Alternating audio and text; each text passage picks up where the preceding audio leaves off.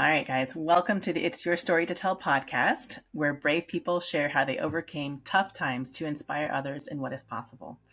I am your host today, Hannah Chijioke-Davis, and I am the founder of the Agora Wellness Center and one of the coaches at the It's Your Story to Tell Coach Collective. Welcome to our podcast. On today's episode, we are getting back into our discussion with LaSandra Hutchinson, who we met last time. And this is the second part of this amazing, incredible story. I remember I met, if you haven't heard the first part, I'm going to encourage you to go back and listen to the beginning of LaSandra's powerful story. We met on social media a few years back. We both lost our husbands in kind of a sudden way. We're left with young kiddos and having to figure all of these things out and kind of re-find out our identities and who we are and what God was calling us to.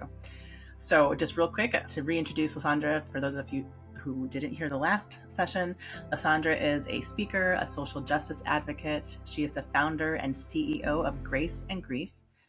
After 20 years of friendship and 13 years of marriage, LaSandra experienced the sudden loss of her husband, Kenneth, in October 2017.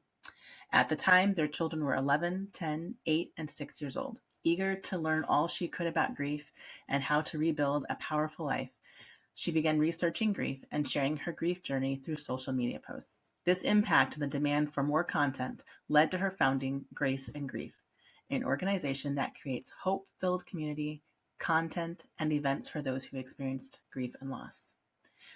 And so, LaSandra, I think at the end of our last session, we were just starting to talk about how you were sharing your story and processing your grief through your writing and blogging and whatnot, and how you had a friend who came in and had told you that you needed to kind of put a name to this and kind of build this because this is something that God was really starting to do in you. So, all right, go ahead and keep sharing with us. Yeah, thank you so much, Hannah. So, in the midst of all this grief, in the midst of writing, in the midst of sharing, this friend that God had highlighted to me to really take her advice. Mm-hmm. My friend comes to me. She had been a YouTuber, and she comes to me and she says, I think you should start sharing this on YouTube. It doesn't have to be perfect. It doesn't have to be highly professional. Just turn your phone on at whatever random times and start to share just like what you're writing, put it on YouTube. And mind you, I'm coming from, years of feeling really hidden, really invisible in life, really disconnected, right, from like the broader society or community because I'm in a very kind of what is the word? I'm in this like what feels like a subculture at my church because I'm in this really like traditional church. I feel like I'm a part of this subculture. So to do this is really super terrifying. Like to no one else, it probably felt like, what? You don't, everyone's like, you don't seem nervous, but But inside, scared out of my mind. right. So I just pick up my phone and I just randomly start to make videos. I start sharing things on social media. I keep writing. I call this, I didn't know what it was yet, a movement, an organization, an initiative. I call it Grace and Grief. That made sense because I felt like I was experiencing the grace of God in the midst of my grief. Yeah. My friend, being a businesswoman, said, okay, great, grab the URL, grab every social media handle that they have, because this is going to become something. And I'm just like, okay, I trust that somehow God is in this. And even on my first video, I say, I feel like people are pitying me. I felt kind of embarrassed, but I said, but somehow, and I don't know how, I just think that this is going to help someone. And so, long story short, Grace and Grief eventually is featured on the news. People recognizing me in the community, at the Walmart, in the bank, asking me to speak, asking me to be on podcasts and panels. We start hosting an event in Chicago. Some other widows connect with me. One in particular says, I think you could have a great conference and I'm willing to help you start hosting really beautiful events here in Chicago for folks. It's not just for widows, but it's anyone that's been impacted by grief, both Yeah. non-death and death related. We have professional speakers come in. We have an amazing praise and worship team come in every year. We break out into workshops, talk about everything from rebuilding your finances to family, helping grieving children, how to support those that are grieving, how to walk through the grief process in a courageous way, how to begin again. So we really try to pour into folks. Yeah. And yeah, I've just grown through the process. I've grown from kind of being this woman in the background who's like kind of like shrinking behind her husband, and like he was almost like Linus from Peanuts. Like he's like my security blanket. Yes. Literally. I'm like, oh honey, what do you think? What should we do? And I go from needing that type of, support from him to really emerging as a businesswoman, as a minister, as a voice, as a person who feels called to this work and knowing that Yeah. God has anointed me to do it. So Yes. it's been a journey. In addition to that, I still worked full time in the nonprofit sector doing social justice work around women and girls, right? So, Okay. and raising 4 children. So And it's raising 4 children. been a Yeah. oh yeah, them. Yeah. No, Oh I them, get yeah. it.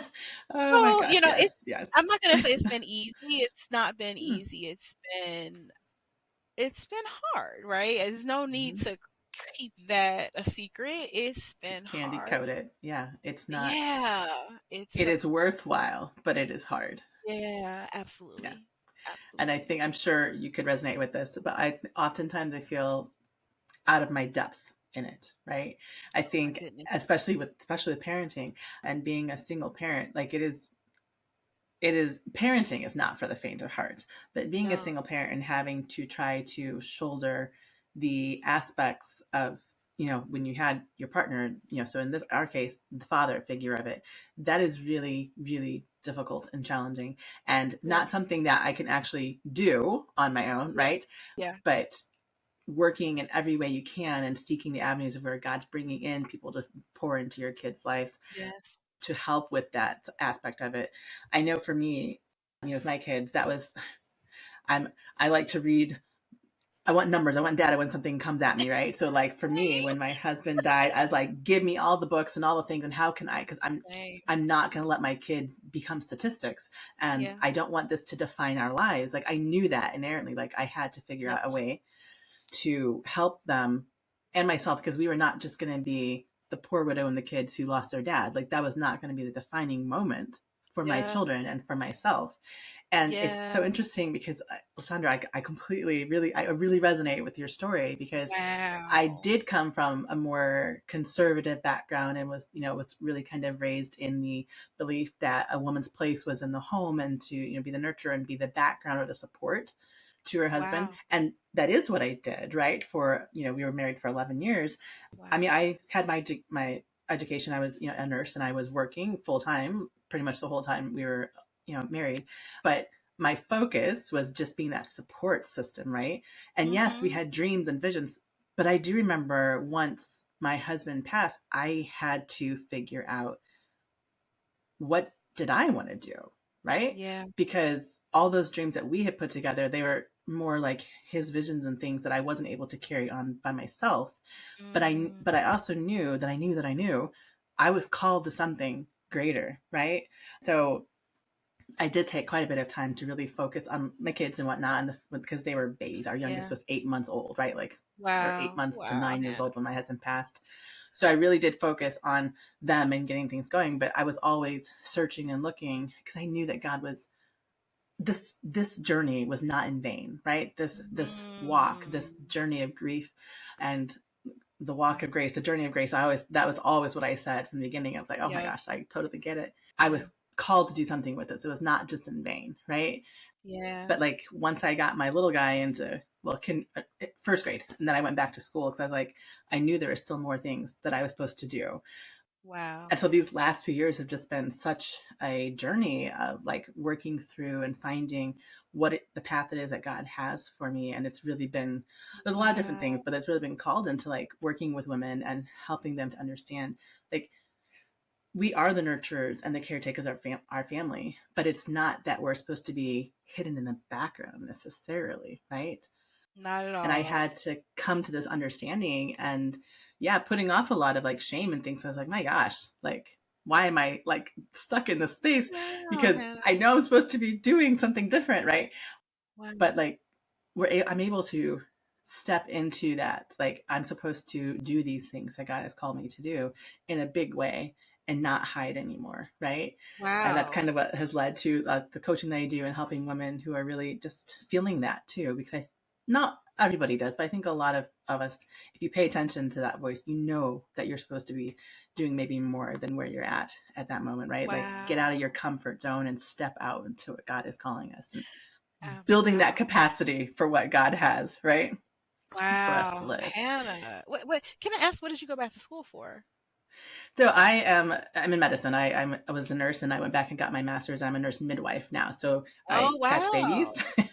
and I take care of women throughout their lifespan. I got Right, you. I got exactly. So I went back for Awesome. my master's in that. Yeah. And then Awesome. obviously doing this coaching and whatnot and kind of building out a lot of things for I really have a heart for women and their Yeah. families by extension, right? Because I do believe that women are the Yeah. foundation of a healthy family. Yes, obviously the Mhm. dad is part of it, but a lot of women, I mean, I was a single mom for a long time, not because of my choosing, but still women are the foundation of their family, right? Yep.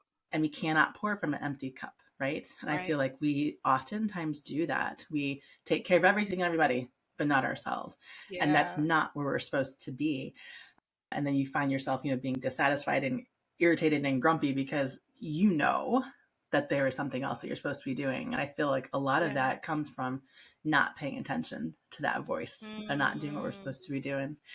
So Yeah. working with women and like all aspects of transitioning life and whatnot and postpartum and different things. So like women's health is my passion. Yeah. I love this. Wow. And working with like I know you are actually a big advocate of social justice and things like that and working with historically marginalized communities, right?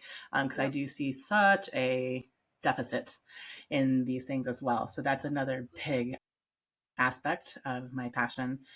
So I was actually kind of curious because I know I saw on your website that you are definitely involved in that, so I was curious kind of what your thoughts are on the unique challenges that kind of are faced by these groups and like Yeah. especially with dealing with grief, right? And Yeah. how does your organization, how does Grace and Grief, how do they help address these challenges, etc.? So primarily, as I mentioned in the last episode, I majored in social policy. I got my master's in public administration and policy, all in an effort to make some type of systemic change, primarily that impacts women and girls. Prior, interestingly, like again, like you can see kind of like God's divine hand in my life. Like prior to my husband passing away, just a few months prior to that, I was trying to narrow down what area of policy I wanted to focus on and what area of advocacy, and I decided I wanted to really center my work around women and girls' rights, but even on a global basis, like on an international level. Because another thing that's really touched my heart in doing this work with Grace and Grief is that we suffer as widows in the United States, but when you look at countries like in other continents, when you look at India, when you look at Africa, where there are no inheritance rights, women are not Mm, just hurting because of grief, but they lose their home. There's no rights yeah. to protect their houses. There's no rights even maybe to protect their children from being sold to have to work. I've heard so many stories from friends Oof. from Nigeria where when their husband died, the in-laws came and said, "My son is gone now, get out of this house. This is my house." And Wow. they just lost absolutely everything, and are often women. Also in India, it's thought that your shadow is cursed. The shadow of a Mm. widow is thought that if her shadow falls on you, you're going to be cursed. So Oh, you're wow. often kicked out by your family. These women often become poor. They have nothing. They're stripped of everything, Destitute. Yeah. and yeah, just completely destitute. So one of the things that we've done with Grace and Grief, and kind of just getting started with having partners abroad of other widows who also spearhead organizations that support widows who are suffering in this way and who have Okay. some policy priorities. So one that we did, we have a conference again called the Rebirth Conference, and so we highlighted the story of my new friend Diana Kamande. She is a widow who is in Africa, was a victim of domestic violence. Also, her Mm. husband basically tried to stab her to death and then he killed himself.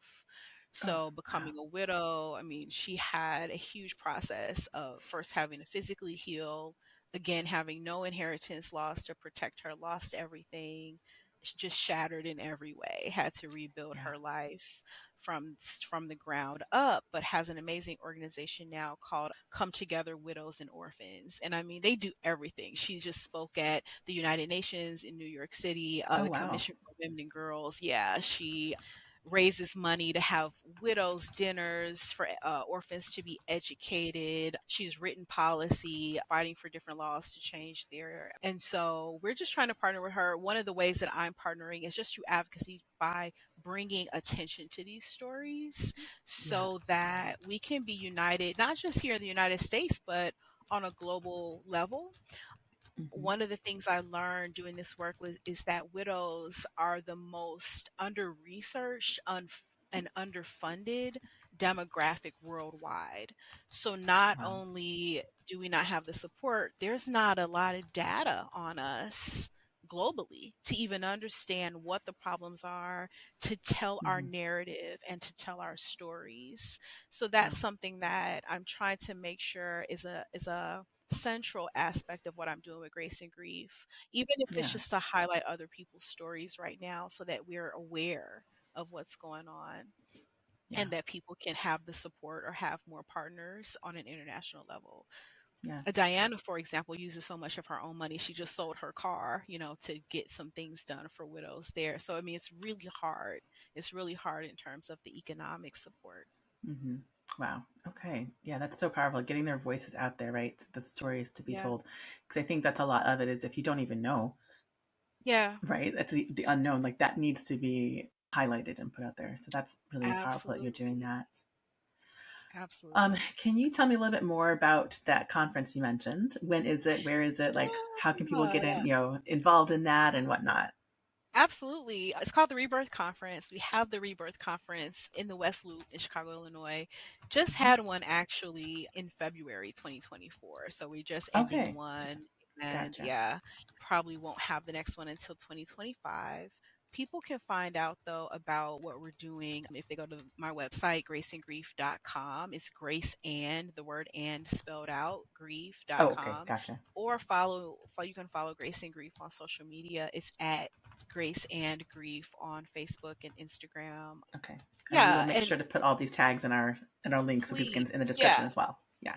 that would Definitely want be people to get in awesome. contact. Okay. Yeah, I'm also starting some coaching as well, Hannah. Okay. I think I'm gonna start the coaching, but make it for widows specifically. It won't be, it would just be group coaching for now. I do some one-on-one Hmm. coaching, but we'll start launching some group coaching as well, pretty soon. Okay. So All right. We'll people keep an can eye out find for out that. more. Love Mhm. to collaborate with you and share that and whatnot. So people, again, getting that out there so people can hear about it and find out about it and get the resources that they need for sure. Absolutely. Okay. So I guess I'm thinking this has been a powerful couple of sessions here, but any key points or takeaways that you want to share that you have learned or that you are walking at and you go on this journey that you kind of want to share with people who are perhaps going through similar things, going through grief struggles and whatnot? Anything that you want to share in particular? Yeah, I think that one of the main things that was helpful to me is the fact that, well, let me say this, it can be very isolating, like, especially Mm, widowhood. It just can be very mm-hmm. isolating. I would say one of the things that helped me the most was finding other widows. I mean, no one understood the Yeah, nuances like another widow. I almost didn't even have to say anything, especially widows with children. They yeah. just got it. And when I found a widow that got it, it was like finding water in a desert because it's not easy to come by. So I really Mm. just admonish widows, like, be a part of the widows groups, share your Get story, in ask community. questions, Yeah, get in community. That's what we're trying to create with Grace and Grief, is just creating community. I think that's yeah. half the battle. And what we say about the Rebirth Conference is come to a place where other people get it. You don't So have to be true. strong. You don't have to pretend. We Yeah. know. We And you get don't have it. to explain, right? I You don't have to think that was explain so anything. exhausting sometimes. I Yes. remember because my husband passed in 2011. And so social media, it was a thing, but Yeah, I feel like it's grown exponentially since then. But absolutely. it was, Yep. so it's kind of in its more fledgling, I felt back then. Facebook was Mhm. the place, right? Yep. But I remember like looking, again, I wanted resources, I wanted data, right? And I couldn't find anything. Yeah, I Yeah. couldn't find books for like me as a young widow with children. I could find stuff for like older widows, like the groups at my church and everything were like, for like women in their 60s Yeah. and 70s and 80s, not young Yep. widows. And there was such a lack. And I felt very isolated and very lost in a way. Yep. And that was really difficult. And I did eventually, kept looking and whatnot. I did find a group it was actually for children, but it was a family kind Mm. of a coaching thing we went to every week. And it was like, we had dinner together and then you broke into like, different small groups. But Yep. like, that was so healing for me to That go, as healing for the children, but as also because I saw other people, it was men and women, because it wasn't just for widows, but who understood what it was Yes. to be in my shoes, right? Oh boy. And that was so needed. And then online and on social media, which is where we connected, but I Mhm. found some different groups, and again, they were really, really small and fledgling, just a few of them, but I have grown and grown. It's because, by the way, there's a lot of us out there, right? We're Yeah. not the majority, but there are a lot of us who have gone through these Yeah. kind of losses, and Yeah. to have that community and just people who like just get it. It was Yeah. so healing. Yeah. Yeah. No, I think that for me, that's been paramount. So getting in a community, finding other people that can have a shared experience. If it's not the same loss, just grief in general. That's what we do for the conference, is really grief in general. Yeah. I would say also for the children, my children go to a camp called Hearts to Art Camp every year. It's a camp Okay. where children that have lost one or more parent can process their grief through the arts. I think it starts at age 6, and you can come. It's between ages 6 and 14. My children absolutely thrive.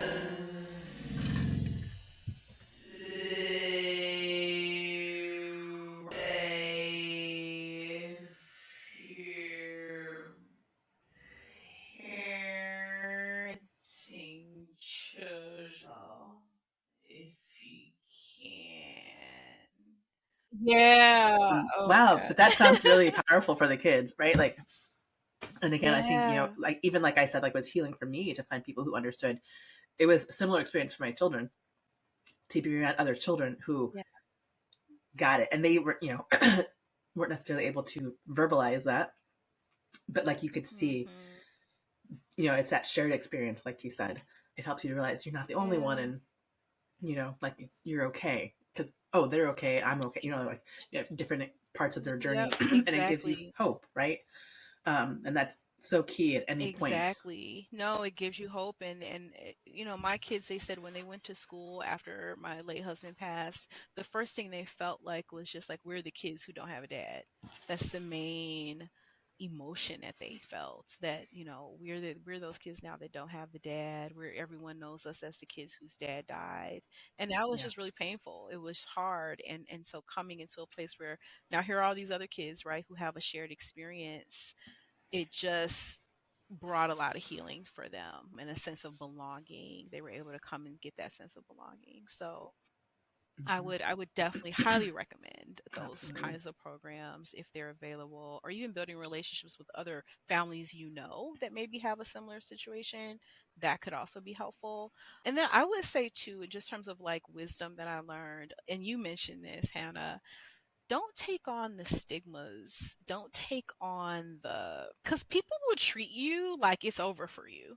People will talk to you, right? Hmm.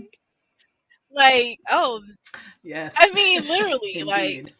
who are Like, you? Oh oh, the no, poor, it's over. I like, guess it's oh, over for you now. We're so yeah. sorry.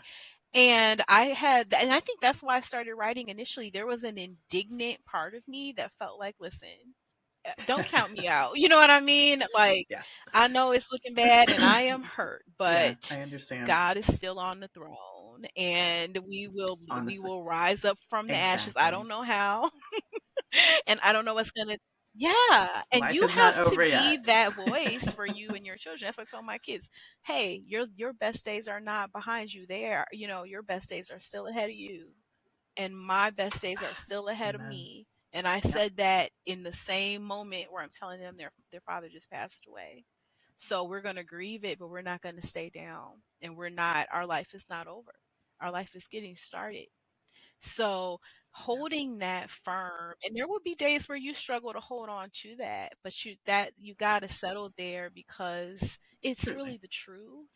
And sometimes it's a fight, and unfortunately other people are not always helpful in giving you a positive energy about it. Sometimes they're more freaked out and dismal than you are about your own life.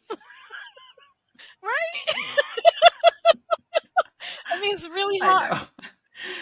Yeah, I do think part of it, right, is that, and I remember someone saying to me, one of my friends at the beginning, and something I'd shared, and she was like, Hannah, I don't, when I read your stuff, I don't realize Yeah. I could never be like that. I could never find that. And I remember I said back to her, I was like, I get it, because prior to walking through that experience, I think if you had asked me, I would have been like, that's a horrible. I don't ever want, like, Okay. oh my gosh, I don't ever think about that happening, because I didn't see any good Yep. in a situation like that. When you hear, oh, a widow with 5 kids who are babies, no, I've left, like, that just sounded like the Yeah. most traumatic, Yeah. horrifying story, right? Yeah. And I didn't see any good into it until I was Mm, walking in it, and I was experiencing the yes. goodness and the grace of, like, Yes. the presence of God in my life in a God. daily, moment by moment, right? And it was still excruciating and so hard. I'm not minimizing that at all, because Yeah. it by far devastated me, right? Like, my heart Yes. shattered in a million pieces. But he was picking up those parts and Yeah. putting it back together. What is that Japanese art? Yes. Is it something like the like kanji or something, where they take Yes. shattered shards and put it back with gold, and it Yes. creates this beautiful new piece? That's what God is doing in our life as we let him do it, right? Because I want to Yeah. be a vessel of Yeah. glory for his honor, right? That verse in scripture. And, like, I know that that's what God is doing. He's putting Thank all these you. pieces back together again Yes. with the gold of his presence and what he is doing, and making this So amazing. incredibly That's so exquisite good. vessel of glory for his glory, right? Because that's the point of this. And so I can see, as I'm walking in it with him, the Yeah. amazing beauty of what he is doing. Yeah. And don't get me wrong, it's still hard, right? I mean, like, I'm sure you can resonate with, like, as your kids Every hit age, different every milestone. Yeah. milestones and Absolutely whatnot. grief. Yeah, it's that walk with grief. And Mm-hmm. we talked about this when we were talking back, when we were just chatting, that learning to Yeah. walk with Yep. grief and joy intertwined, right? Because it Part is of there, it is present. And I had to come to terms with the fact that Yep. I could never just Yep. Yep. get rid Yep. of grief ever, right? Like, that was the initial, like, well, I don't want this pain, I don't want Yep. this burden, I got to get rid of it. But you Yeah. can't, because it's always there. So the thing is Yep. to learn how to walk in it Yeah. and through it with grace and with the joy of the Lord as Yeah. well, who is Yeah. our strength, right? And in that, I see the beauty of this tapestry, this Yeah. vessel that God is Absolutely. creating. But it's It's not just easy. not. It's not No, I mean easy. everything you just said is so beautifully said and stated, and I just agree that I also think it's almost like you got to redefine what strength is, because we're used to defining strength as when I feel so Mm, powerful and I feel so capable and I feel so like I've got the wherewithal, but you almost mm, have to start to see it differently and mm-hmm. say, I'm strong even when I feel really weak and when I feel sad and when I feel Yeah, grief. That doesn't so mean I'm true. not strong. My strength is in the fact that He's Yeah. strengthening me, He's helping me. God is the one blessing me, giving me the grace. And as I just continue to say yes, I'm being strong, even though I may be crying. Even though I may be Yeah. hurting, I'm still strong. Mm-hmm. God's making me strong. So there's a Yeah. redefining of that as well. I think I've So true. learned to embrace my vulnerability much more and not feel like that made me Mm, weak or that made me, less than. So there was been a yeah. That's a really powerful statement, right? Because I think that we do, again, wanting to look perfect, whatever, and have our life all together. And the truth is, nobody no, has their life no, all together. So, but you can still be used in a powerful way when you live yeah, authentically and embracing that vulnerability, and, like, yeah, I can do these things even though I feel Yeah. X, Y, and Z. The truth is, I can step into this power and this strength and like continue on. Wow. Yeah, that's a Yeah. really powerful statement And because Hannah, I would it's so say true.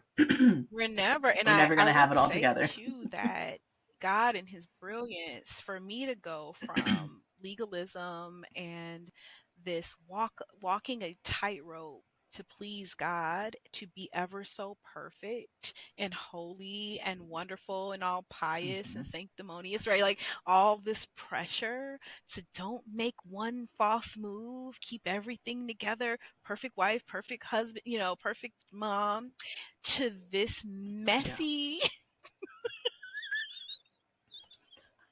Right. trauma. Right. A hot mess. You don't know what in over So my so head, true. no preparation life. Just going in the moment. That's right.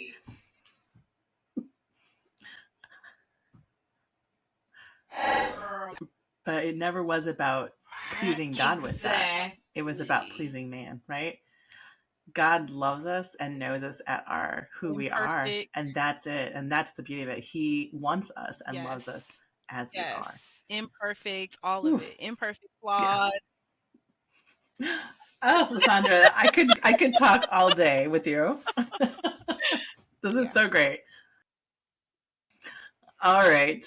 But as we come to a close on this, I do you have any like books or tips or resources that you like to share with people who are going through grief or widows or anything like that that you have found impactful in your life? Sure, Anything I'll that throw you out a want to share with couple, us? few. If you're if you are a theology person, I would suggest Jerry Sister. He has a book called A Grace Okay. Disguised, I believe, and then he has a follow up to that book called A Grace Revealed. Awesome book. He's a widower, lost his Okay. mother, his wife, and his daughter all in a tragic car accident on the same day. So he talks of it's kind of Oh, like his wow. memoir, but also his theology on how the soul grows through loss. Even if you're not a big theology person, it was just a amazing book. Also, Miriam Neff is a It's, widow who wrote a book called From Widow to Widow, and I love that book, especially for new widows who are just fresh in their experience of loss. okay. Awesome. Yeah, definitely. And we will put these into the description as well so you guys can find it. And then we'll also put like your how to contact Yeah, you, your and I'll throw website out and one your more, social Hannah. media and all of Can I those throw out one things. more book? If anyone Yeah, yeah, identifies with my yeah, story absolutely. about kind of Yes. having to create myself from scratch, coming out of this church situation that I was in, Changes That Heal by Dr. Henry Cloud. A great book for just if you have to start over again in general. It's amazing. Okay.